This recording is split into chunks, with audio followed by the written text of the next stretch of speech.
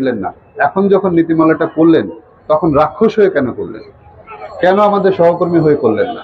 কেন দেশের মানুষের হয়ে করলেন না?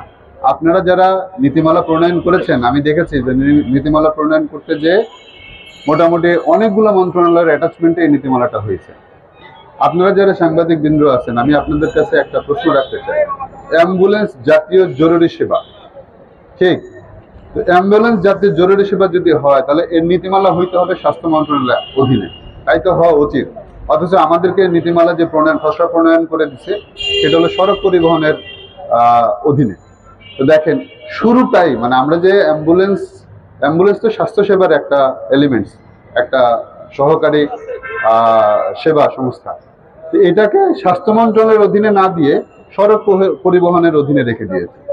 তো এত বড় বড় লোক যখন এই নীতিমালাটা খসড়া করলেন, তাদের মাথায় কি আসলো না যে স্বাস্থ্য পরিবহন খাতেই এটা থাকা উচিত?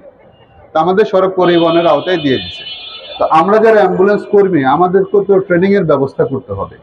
আমরা কিভাবে একটা রোগীকে সেবা দেয়, এটা আমরা মানে সেলফ স্টাডি বা সেলফ এডুকেশন থেকেই আমরা আমাদের এই বিষয়গুলা নিজেরা তৈরি করি।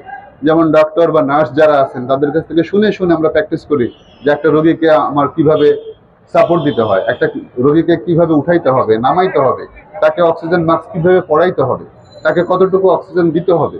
কোনো স্বাস্থ্য মন্ত্রণালয় বা অন্য কোনো সরকারের মন্ত্রণালয় কোনোদিন তো আমাদের ট্রেনিং এর ব্যবস্থা করলেন না। কারণ আমরা তো দেশের জন্য কাজ করতেছি, দেশের মানুষের জন্য কাজ করতেছি। তো সড়ক পরিবহনের আওতায় যদি অ্যাম্বুলেন্স থাকে, তাহলে সড়ক পরিবহনের মানুষজনকে আমাদের এই স্বাস্থ্য সেবা শেখাবে না স্বাস্থ্য মন্ত্রণালয়ের অধীনে থাকলে আমাদের তারা শেখাইতে পারতো? সেটা কিন্তু হয় না। ঠিক একইভাবে আমি বলতে চাই যে নীতিমালা প্রণয়নকারী যারা ছিলেন, তারা আমাদের কাউকে রাখেন নাই। বাস্তবতা, মাঠের যে বাস্তবতা, সেই বাস্তবতা যদি আপনারা না জানেন, ঘরে বসে আপনারা কি নীতিমালা লিখবেন, কি নীতিমালা করবেন? আমাদের যে বিভিন্ন ধরনের প্রয়োজনীয়তা রয়েছে, আমরা চলতে যে কি পরিমাণে বাধাগ্রস্ত হচ্ছে, ট্রাফিক সার্জন থেকে শুরু করে আমাদেরকে কত ধরনের প্রশ্নের সম্মুখীন হইতে হচ্ছে, আপনারা সেই বাস্তবতাগুলো জানবেন না? আপনারা সেই বাস্তবতার সাথে আমাদের সাথে বসবেন না? আমাদের কথাগুলো শুনবেন না? একা একা নিজেদের মতো করে যদি আপনারা নীতিমালা প্রণয়ন করে দেন, তাহলে আমরা এরকম বারবারই রাস্তায় দাঁড়াবো। আমাদের কথাগুলো যদি আপনাদের নীতিমালার মধ্যে না আসে, আমাদের চাহিদাগুলো, যৌক্তিক চাহিদাগুলো যদি নীতিমালার মধ্যে না আসে, তাহলে আমাদেরকে বারবারই এরকম রাস্তায় দাঁড়াইতে হবে। আর কত দাঁড়াবো বলেন?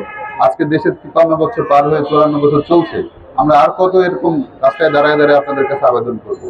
আপনারা কেন আমাদের জন্য শিথিল হচ্ছেন না? আপনারা কেন আমাদের জন্য সহানুভূতিশীল হচ্ছেন না? যাই হোক, নীতিমালার মধ্যে অনেকগুলা বিষয়বস্তু আছে। আপনারা যদি খসড়া নীতিমালা দেখেন, তাহলেই বুঝতে পারবেন। এছাড়াও আমাদের যে আহ্বানগুলো ছিল, আমাদের যে বিষয়গুলো ছিল, আপনাদের সামনে তুলে ধরার চেষ্টা করলাম। যদি কোনো কোয়েশ্চেন থাকে, জানার থাকে, আমাদেরকে জানাবেন। আমরা নিশ্চয়ই আপনাদেরকে সমস্ত প্রশ্নের উত্তর দিতে সক্ষম বা রাজি আছি।